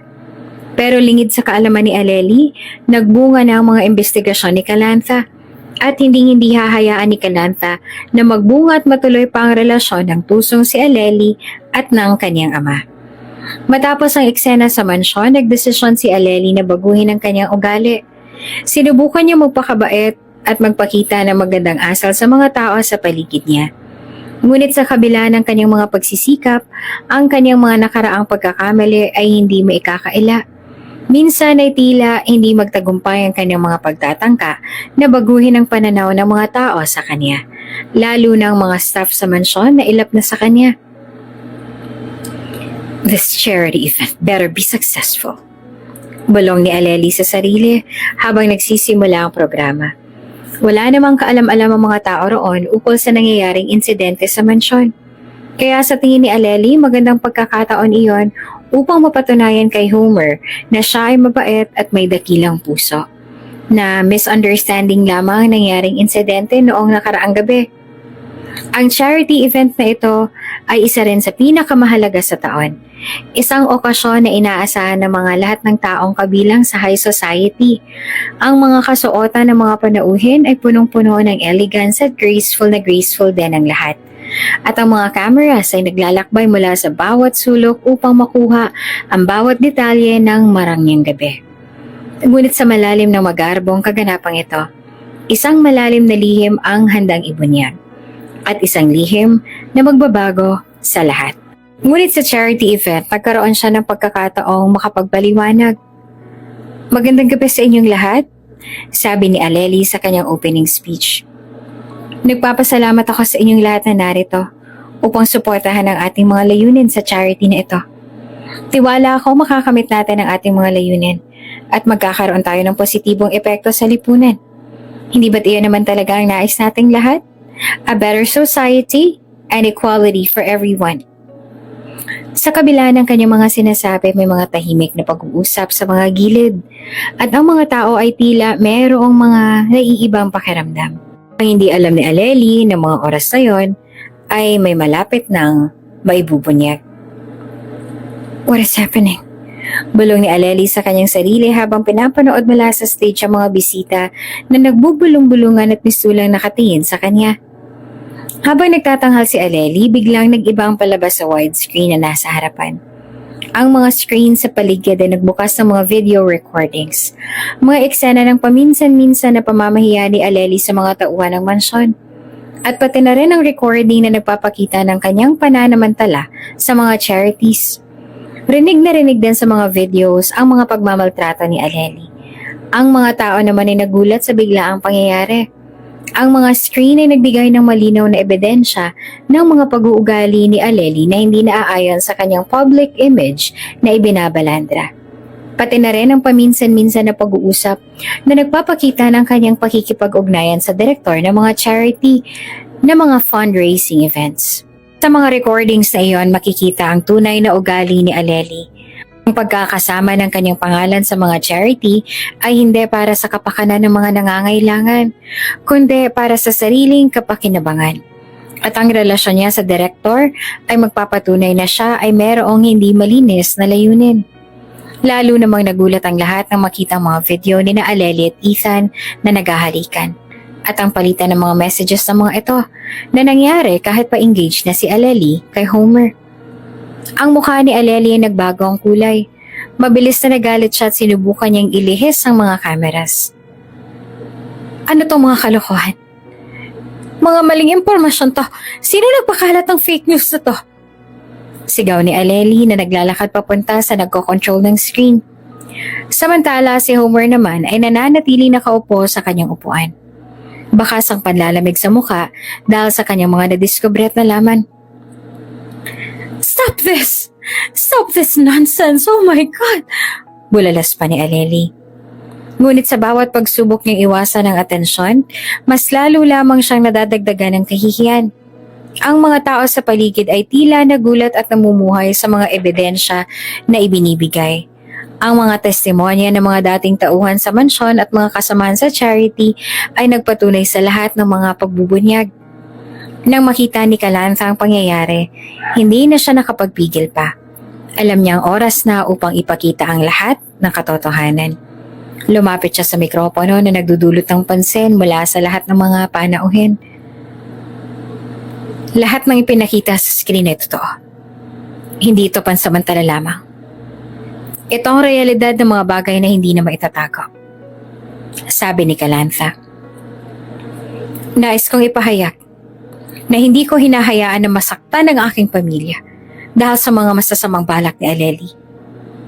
Ang mga ebidensya na to ay patunay na siya'y nananamantala at ginagamit ng mga tao sa paligid niya, including my dad. Pag-anunsyo ni Calantha na siyang nagpasinghap naman sa lahat. Ang mga panauhin ay tumahimik at tila naiwan sa pagkagulat. Ang pagtanggap ni Homer ng mga pagwawasto mula sa kanyang anak ay nagbigay naman ng malalim na kalinawan sa kanyang isipan. Ang mga tao ay hindi na nag-atubiling magbigay ng kanilang opinyon. Habang ang mga pagbubunyag ay tuloy-tuloy, si Aleli hindi naman nakayanan ng sobrang kahihiyan. Ang kanyang mga pagsisikap na makipagtalo ay wala ng silbi. Ang kanyang pangalan ay tinanggal mula sa spotlight at ang mga panauhin ay unti-unting nagsimulang maglakad palayo sa kanya. Ang mga cameras ay nagsimulang iwasan ang kanyang presensya at ang publisista ay hindi na interesado sa kanyang kwento. Hindi ka na welcome dito, Aleli. Ang mga aksyon mo hindi matatanggap sa high society. Nakakahiya ka. Dinungisan mo pa ang charity event na to. Sagot ng isa sa mga organizers ng event. Bumalik ka na sa iyong mga gawain at huwag nang muling lumapit sa amin. From now on, ikakat ka na namin. Nakiusap pa nga si Aleli kay Homer pero diretso lamang ang tingin nito. Please, love, you cannot let them do this to me. Huminga naman ng malalim si Homer. Stop it, Aleli. I have seen enough. Wala nang kasalang magaganap. Sumama ka na sa Ethan mo. Malamig na tugon ni Homer. You heard that? Leave. Matapang na wika naman ni Calantha. Hiyang-hiya na si Aleli at halos kalagka rin ang sarili palabas ng venue dahil wala nang mukhang maihaharap sa lahat. Matapos ang event, nagkaroon ng pagkakataon si Homer na magmuni-muni. Ang mga ebidensya ay nagbigay ng malinaw na larawan ng tunay na pagkatao ni Aleli at ito ay nagdulot ng malaking pagbabago sa kanyang pananaw. Ang kanyang anak na si Calantha ay nagbigay sa kanya ng bagong pangunawa sa kung ano ang tunay na halaga ng pamilya at integridad. I'm sorry you had to learn this way, Dad. Bulong ni Calantha sabay hawak sa kamay ng kanyang dad. Tinapik naman ni Homer ang balikat ng anak. Thank you, anak. Tipid na tugon nito. Alam ni Calantha na nasasaktan ng kanyang ama dahil sa nangyari. Sino ba namang hindi, gayong ang buong akala ni Homer ay si Aleli na ang kanyang makakasama at natagpuan niya na rito ang pangalawang pagkakataon para sa pag-ibig. Pero sa kabila noon, napagtanto rin ni Homer na mas mahalaga ang relasyon nilang dalawa ng kanyang anak at mabuti na lamang dahil nagawang makita ni Calantha ang katotohanang nagpapabulag sa kanya. Ang hapon sa mansyon ay tahimik at palibig na tila nagbigay daan sa mga bagong simula. Ang mga butil ng araw ay dahan-dahang pumapasok sa bintana ng opisina ni Homer. Naglalaro sa mga mesa at nagbibigay ng malambot na liwanag. Sa mga oras na ito, ang opisina ay nagiging isang lugar ng pagninilay-nilay, malayo sa ingay ng mundo. Nakaupo si Homer sa kanyang desk. May isang malaking tasa ng tsaa sa kanyang tabi. Ang kanyang mukha ay tila nakakunot at may malalim na iniisip, na para bang ang lahat ng mga nangyari nitong nakaraang linggo ay nag-iigting sa kanyang isipan. Ang kanyang mga mata ay nasa papel na nasa harapan niya, ngunit ang kanyang isipan ay nasa mga pangyayari sa nakaraan. Sa mga pagbabago sa relasyon nila ng kanyang anak na si Calantha. Matapos sa mga kaganapan sa charity event, tila nagkaroon naman ng bagong pagkakataon si Homer upang pagtuunan ng pansin ang kanyang relasyon sa kanyang anak. Sa gitna ng lahat ng alingaw-ngaw at iskandalo, isang mas malalim na pag-unawa ang nagbukas sa kanya. Nais niya makipag-usap kay Calantha, hindi lamang bilang ama kundi bilang isang kaibigan at tagapayo. Nais ni Homer na magkaayos silang dalawa ni Calantha. Sa kabilang bahagi naman ng mansyon, si Calantha ay tahimik namang nag-aayos ng mga libro sa kanyang mini library.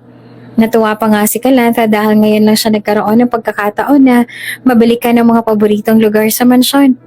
Hindi niya ito nagawa noon dahil nga abala siya sa pagpapanggap bilang isang labandera. Bumukas ang pinto ng kanyang library at si Homer ay pumasok na may malalim na hininga. Ang kanyang mga mata ay puno ng pagsisisi at pagmamalasakit. Calantha, tawag niya. Pwede ba makipag-usap sa'yo kahit sandali, anak?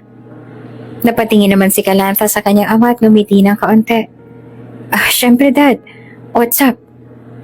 Sa opisina. Sagot ni Homer sabay nagturo sa kanyang likuran.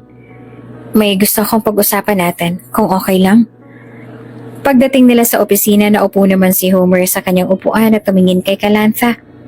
Ang mga tingin ni Homer ay puno ng pagkilala sa tunay na kahalagahan ng kanilang relasyon. Nagsimula siya ng dahan-dahan. Alam mo, Calantha, maraming nangyari nitong mga nakaraang linggo. Hindi ko alam kung nasaan tayo ngayon, pero napagtanto ko na kailangan nating mag-usap tungkol sa lahat. Sabi pa ni Homer. Ang kanyang boses ay puno ng tapat na damdamin. Dad, sagot naman ni Calantha. Alam kong maraming nangyari at hindi natin ito napag-usapan ng maayos. Gusto ko rin na makipag-usap sa'yo. I want to apologize and to say sorry if I ever hurt you. I just didn't know what to do. Hindi lang ikaw, sagot naman ni Homer. Pareho tayo may mga pagkakamali.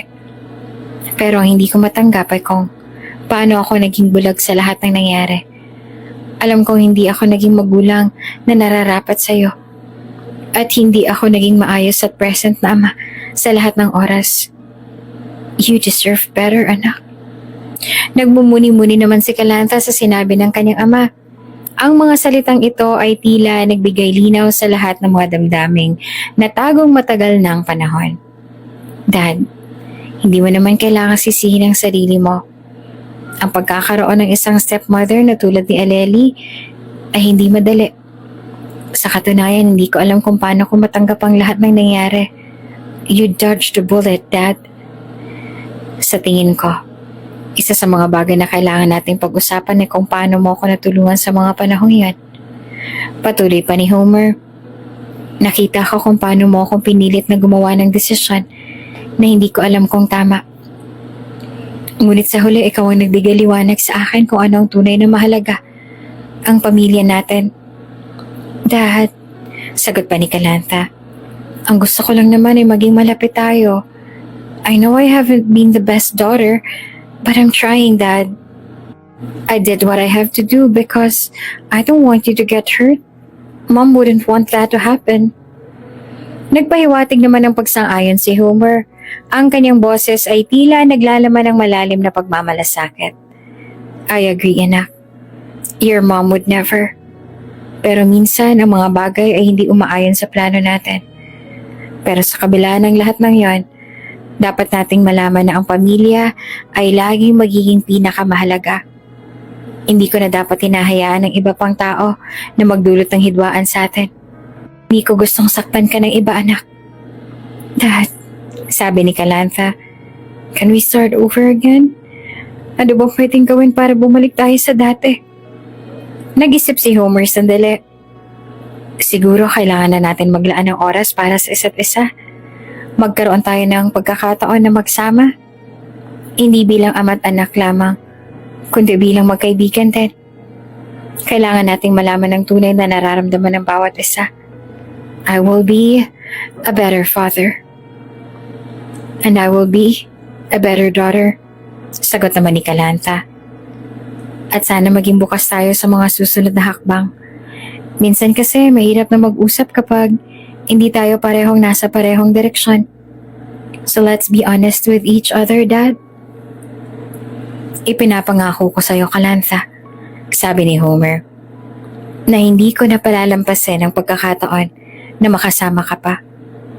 Ang mga oras na hindi natin pinahahalagahan noon, babawiin ko sa pamamagitan ng paglalaan ng oras para sa'yo ngayon. Ang pag-uusap nila ay tila nagbigay ng bagong simula sa kanilang relasyon. Ang mga pagkakamali ng nakaraan ay hindi na maibabalik. Ngunit ang kanilang mga hakbang patungo sa mas maliwanag na hinaharap ay nasa kanilang mga kamay. Salamat, Kalantha, sagot ni Homer, sa pagiging tapat mo at sa pagbibigay ng pagkakataon sa akin na ituwid ang lahat. Alam kong hindi madali ang lahat ng ito, but we will make this work, anak. Mahal kita. I love you too, Dad. Thank you.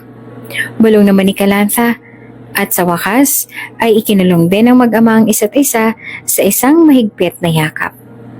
Ang pag-uusap na iyon ay isang mahalagang hakbang para sa kanilang dalawa, at sa gitna ng mga pagsubok at pagkakamali, natagpuan nila ang kanilang sarili sa isang lugar na puno ng pag-asa at pag-unawa.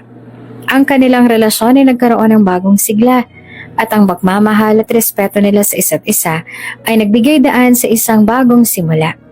Isang simula na puno ng pag-asa at pagmamahal para sa hinaharap. Ang araw ay tila mas maliwanag kesa sa mga nakaraang linggo. Ang hangin sa paligid ng mansyon ay may bagong sigla. Isang senyales ng bagong simula at bagong pagkakataon.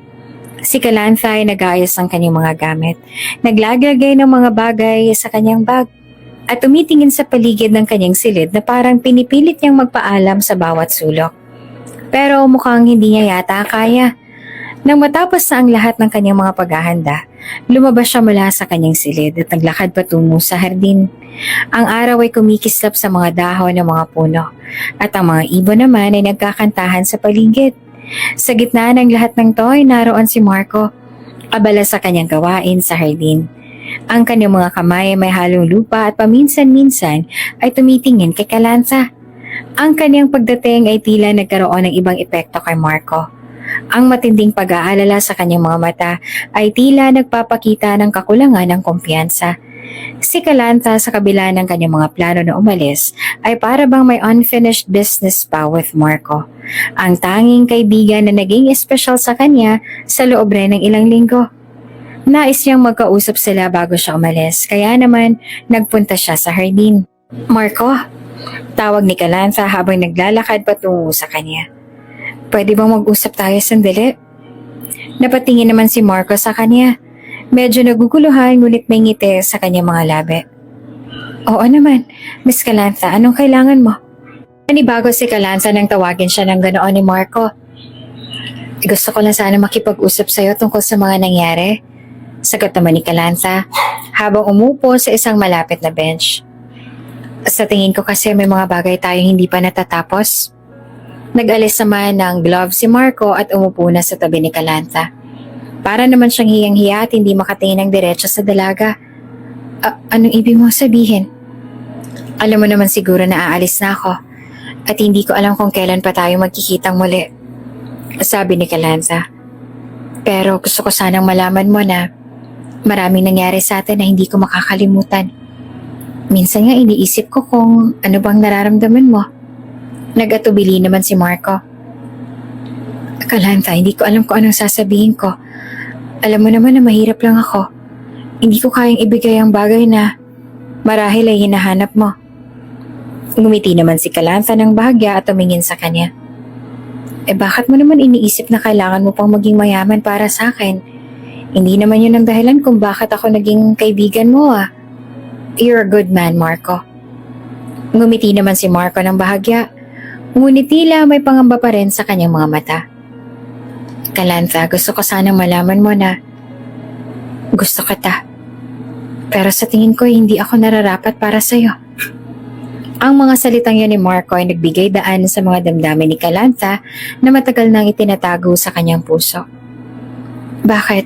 Hindi mo ba ako pwedeng ligawan? Tanong ni Kalantha.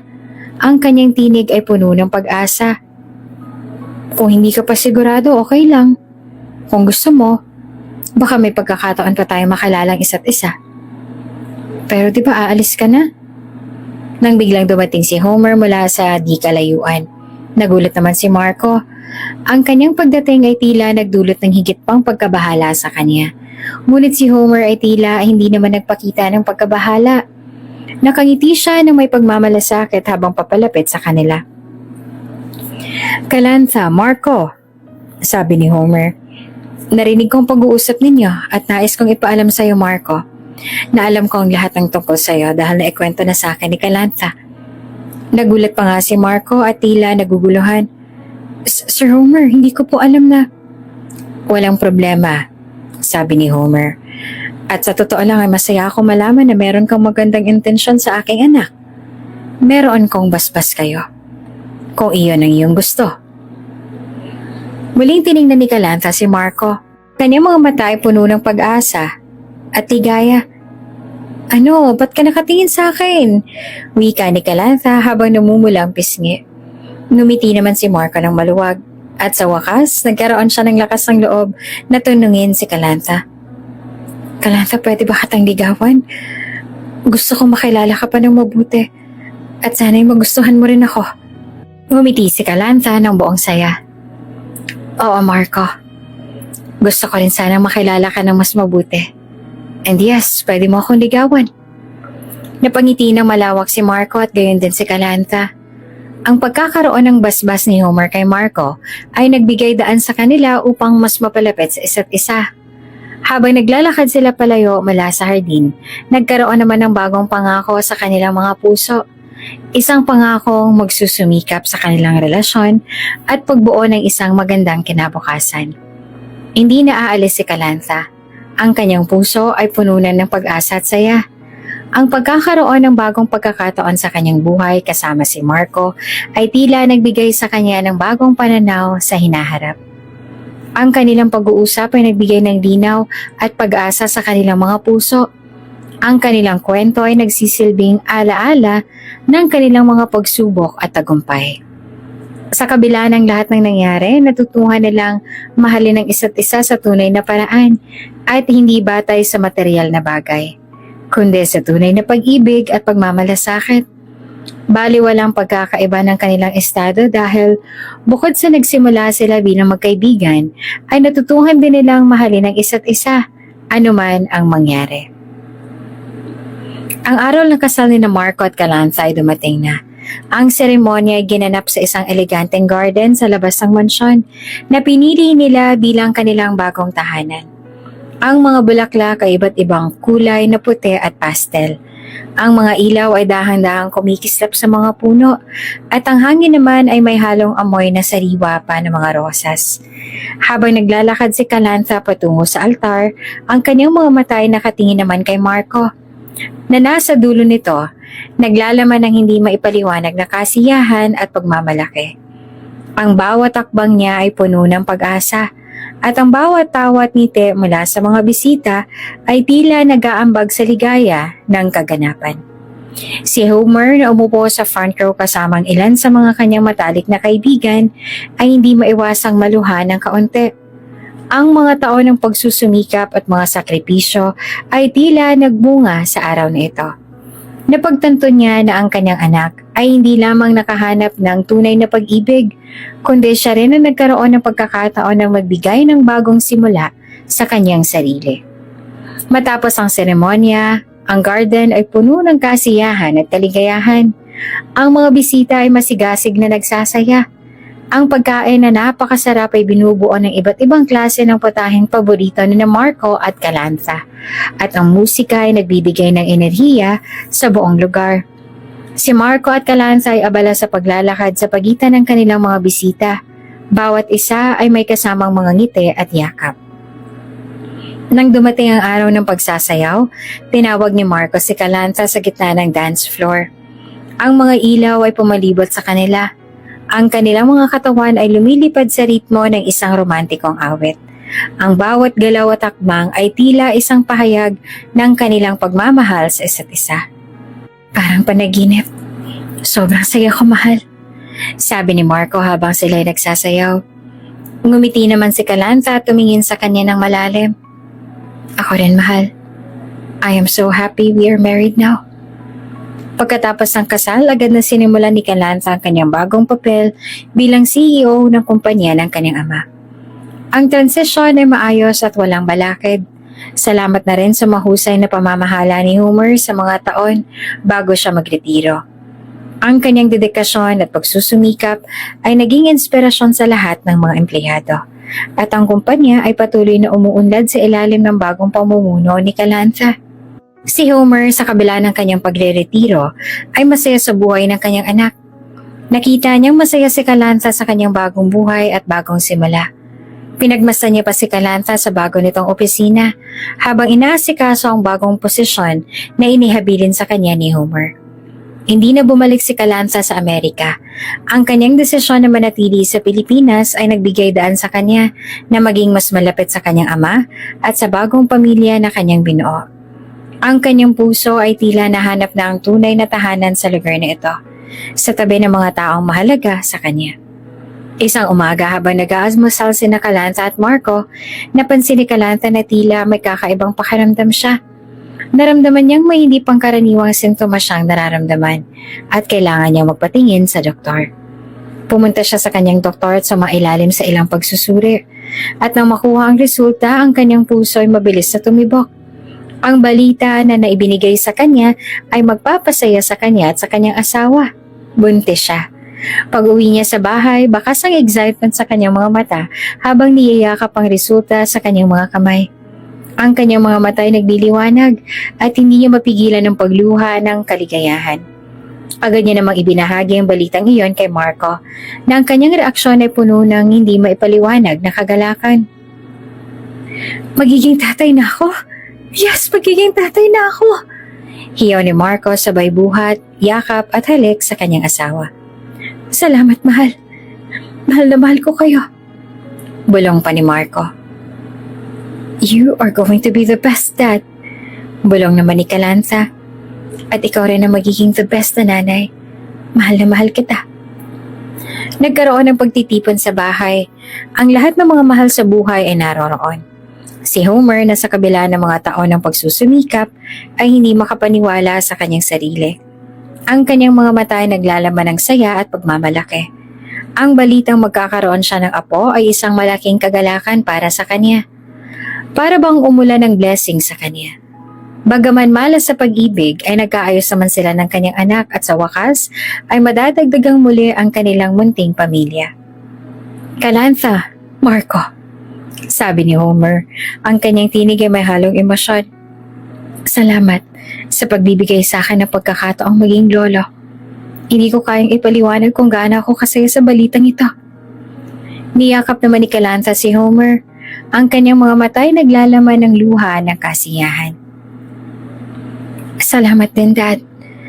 Alam kong hindi ito magiging posible kung wala ka. Napakasaya ko na ang pamilya natin ay lumalaki at magkakaroon tayo ng bagong miyembro. Sigurado akong nakangiti ngayon si Mom habang nakatingin sa atin. Si Marco ay nasa tabi naman ni Kalantha. Ang kanyang mga mata ay nagliliwanag habang tinatanggap ang bagong yugto ng kanilang buhay. Ang kanilang kinabukasan ay puno ng mga pangarap at pag-asa at ang kanilang pamilya ay muling nabuo sa bagong simula. Ang kwento ni Kalantha at Homer ay nagtatapos sa isang masayang tala. Ang kanilang buhay ay puno ng pag-ibig, pagsusumikap at bagong simula. Ang bawat takbang na kanilang tinatahak ay nagbigay daan sa isang maganda at matagumpay na kinabukasan. Patunay lamang ang kanilang relasyon na matibay talaga ang pamilya at walang sino man ang maaaring makasira sa kanilang mag-ama. Maganda rin na dumating si Marco sa buhay ni Kalantha at ang dating madilim na mundo ng dalaga ay napuno ng kasiyahan at pagmamahal at ang kanilang nabuong pamilya ay patuloy na magiging inspirasyon sa iba. Ang pagkakaroon ng bagong miyembro sa kanilang pamilya ay nagbigay sa kanila ng higit pang kasiyahan at kaligayahan. At ang kanilang kwento ay magsisilbing alaala ng pagmamahal at pagsasakripisyo na kanilang pinagdaraanan. Sa huli, ang pagmamahal at pagkakaisa ay nagtagumpay at ang pamilya nila ay muling nabuo sa isang masaya at makulay na paraan. Pinagbigyan silang lahat ng isang dalisay, tunay at makulay na pag-ibig na hindi na masisira kailanman.